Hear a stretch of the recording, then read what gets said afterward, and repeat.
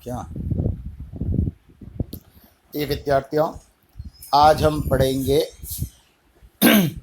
आज हम पढ़ेंगे पुनर्बीमा की विधियाँ। अपन ने दोहरा बीमा पुनर्बीमा में अंतर पढ़ लिया, इनका अर्थ देख लिया। अपन ने यह देख लिया कि पुनर्बीमा के क्या लाभ हैं बीमाकर्ताओं को भी, बीमितों को भी। आज अपन देखते हैं पुनर्बीमा की विधियाँ।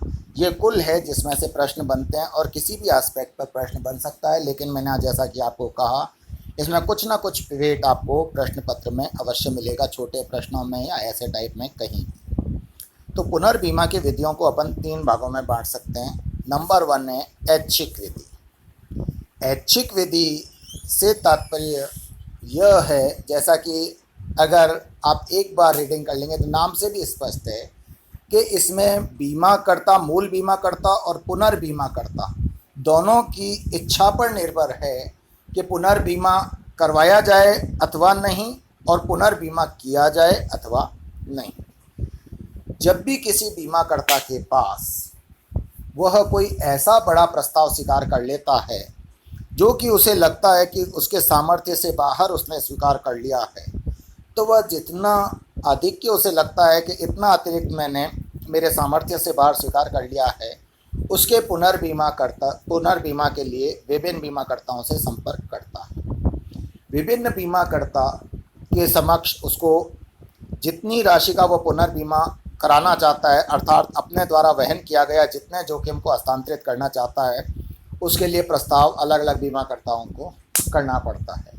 अलग अलग बीमाकर्ता उसके प्रस्ताव को एसेस करते हैं और ये देखते हैं कि अवधि कितनी है, जोखिम अवधि कितनी है, जोखिम की प्रकृति कैसी है, विषय वस्तु क्या है, और जोखिम उत्पन्न होने की संभावना कितनी है। और विभिन्न इन सब बातों को ध्यान में रखते हुए फिर जो प्रस्ताव करता बीमा करता है, उसका क्या इतिहास है, उसकी क्या ख्याति है, ये सब चीज़ों पर निर्भर करेगा कि पुनर्बीमाकर्ता पुनर्बीमा के प्रस्ताव को स्वीकार करेंगे अथवा नहीं। साथ ही जो मूल बीमा करता है वो भी, अगर उसने सामर्थ्य से बाहर प्रस्ताव स्वीकार भी कर लिए हैं और उसे ऐसा लगता है कि जोखिम उत्पन्न होने की संभावना कम है, तो वो पुनर्बीमा नहीं भी कराने की सोच सकता है, क्योंकि कोई भी व्यवसायी अपना व्यवसाय किसी अन्य को चाहे आंशिक रूप से ही सही हस्तांतरित नहीं करना चाहता जब तक कि कोई मजबूरी न हो। तो मूल बीमाकर्ता की भी यह इच्छा पर है कि वह पुनर्बीमा कराए अथवा नहीं। यदि वह नहीं चाहता तो पुनर्बीमा नहीं कराएगा, इसलिए इसे पूर्णतः ऐच्छिक विधि कहते हैं। 1960 तक तो यह महसूस किया जाने लगा कि यह मेथड बिल्कुल ही बेकार है, क्योंकि तो इसमें जोखिम ही जोखिम एक कि आप पुनर्बीमा का निर्णय तब लेते हैं जबकि आपको लगता है कि आपने सामर्थ्य से बाहर कोई बीमा कर लिया है या जोखिम वहन कर लिया है। अब इसमें पुनर्बीमाकर्ता यदि तैयार हो जाएं तो वेल एंड गुड, लेकिन नहीं हो तो मूल बीमाकर्ता के लिए बहुत ज़्यादा अनिश्चितता और जोखिमपूर्ण वातावरण उत्पन्न हो जाएगा और तब तक उसको लगी रहेगी जब तक कि जोखिम अवधि उस अतिरिक्त बीमा की पूर्ण नहीं हो जाती है। अतः और फिर दूसरा, मान लीजिए वो विभिन्न बीमाकर्ताओं के समक्ष, पुनर्बीमाकर्ताओं के समक्ष जो मूल बीमित है उसका प्रस्ताव स्वीकार करने से पहले पुनर्बीमा के लिए विभिन्न बीमाकर्ताओं से संपर्क करता है। विभिन्न बीमाकर्ता उसके प्रस्तावों पर विचार करने में समय लगा देते हैं, तो यह उसके लिए बहुत दिक्कत होगी, क्योंकि वह मूल बीमित का प्रस्ताव तब तक स्वीकार नहीं कर सकेगा जब तक कि कोई पुनर्बीमा के लिए बीमाकर्ता हाँ नहीं बढ़ते। ऐसे में बहुत अधिक समय उसको प्रस्ताव स्वीकार करने में लग जाएगा और संभव है कि मूल बीमित तब तक अन्य कहीं चला जाए या उसका बीमा करवाने का मूड ही बदल जाए, तो पूरा व्यवसाय उसके हाथ से जा सकता है। अतः यह विधि बहुत ज़्यादा व्यावहारिक नहीं है। फिर भी अब कुछ क्षेत्रों जैसे वायुयान के क्षेत्र में, समुद्री क्षेत्र में इसको प्रासंगिक और उचित माना जाने लगा है। दूसरी विधि है संधि विधि। जैसा कि हमने पहले देखा था, दोनों ही स्तर पर पुनर्बीमा ऐच्छिक था। मूल बीमाकर्ता चाहे तो कराए और पुनर्बीमा के लिए जिसके पास प्रस्ताव किया गया है वह चाहे तो प्रस्ताव स्वीकार करे अथवा न करे। लेकिन ट्रिएटी मेथड में या संधि विधि में जैसा कि नाम से स्पष्ट है, दो बीमाकर्ता आपस में इस बात की संधि कर लेते हैं कि पुनर्बीमा करवाया जाएगा और किया जाएगा। संधि किस प्रकार की होगी इस पर निर्भर करता है कि संधि विधि कौन कौन सी हो सकती हैं। प्रायः निम्न प्रकार के संधियां की जाती हैं। नंबर 1, कोटा या निश्चित अंश संधि। इसमें एक बीमाकर्ता दूसरे बीमाकर्ता के साथ इस बात की संधि कर लेता है कि वह जितना भी व्यवसाय करेगा उसका एक निश्चित प्रतिशत या निश्चित अंश पुनर्बीमा के लिए अन्य बीमाकर्ता को हस्तांतरित किया जाएगा। अब इसमें वही बात है कि कुछ व्यवसाय लीस्ट रिस्क का होता है और कुछ व्यवसाय बहुत ज़्यादा रिस्क वाला होता है जिसके कि जोखिम उत्पन्न करने की संभावना बहुत ज़्यादा होती है। यहाँ कोटा या निश्चित अंश विधि में मूल बीमाकर्ता को चाहे लाभकारी दिखता हो और चाहे बहुत जोखिमपूर्ण, सभी व्यवसायों में जो निश्चित अंश तय किया गया है वह अन्य बीमाकर्ता को हस्तांतरित करना ही पड़ेगा व्यवसाय का, और उसका पुनर्बीमा करवाना ही पड़ेगा। ऐसे में हो सकता है मूल बीमाकर्ता को इस बात की तकलीफ हो कि उसे अपना व्यवसाय संधि के कारण अन्य बीमाकर्ता को अनावश्यक रूप से हस्तांतरित करना पड़ रहा है, लेकिन सुरक्षा है तो साथ में कुछ लाभ भी आपको हस्तांतरित व्यवसाय के रूप में करना पड़ेगा। कोटा या निश्चित अंश विधि इसीलिए प्रायः कम प्रचलित है। फिर दूसरा है अतिरेक या आधिक्य विधि, आधिक्य संधि विधि। इसमें मूल बीमाकर्ता और पुनर्बीमाकर्ता दो बीमाकर्ताओं के बीच में यह संधि होती है कि मूल बीमाकर्ता एक निश्चित राशि से अधिक के जब बीमे कर लेगा तो उस राशि से अधिक जितना भी बीमा किया गया है वह समस्त या उसका एक अंश पुनर्बीमाकर्ता को ट्रांसफ़र करेगा। आप यूँ समझ लीजिए, जो कोटा या निश्चित अंश विधि थी उसमें तो ये था कि चाहे वो 1000 का करे, चाहे लाख का करे और चाहे करोड़ का, अगर यह संधि है कि 40% कोटा या अंश पुनर्बीमाकर्ता को हस्तांतरित किया जाएगा तो उसे करना ही पड़ेगा। अगर व्यवसाय कम होता है तो भी उसे 40% अंश का पुनर्बीमा कराना पड़ेगा। यहाँ लेकिन अगर यह तय होता है कि 10 लाख से अधिक का बीमा हो जाने पर आधिक्य समस्त का पुनर्बीमा कराया जाएगा अथवा आधिक्य के 50% का पुनर्बीमा कराया जाएगा, तो मान लीजिए अगर यह तय होता है कि 10 लाख से अधिक का व्यवसाय होने पर या बीमा या जोखिम वहन कर लेने पर और 12 लाख का जोखिम अगर वहन किया गया है और यह तय किया गया है कि आधिक्य के 50% का पुनर्बीमा कराया जाएगा, तो यहाँ 1 लाख रुपए का पुनर्बीमा कराया जाएगा। और यदि यह तय किया जाता है कि आधिक्य का समस्त का पुनर्बीमा कराया जाएगा तो 2 लाख रुपए का पुनर्बीमा करवाया जाएगा।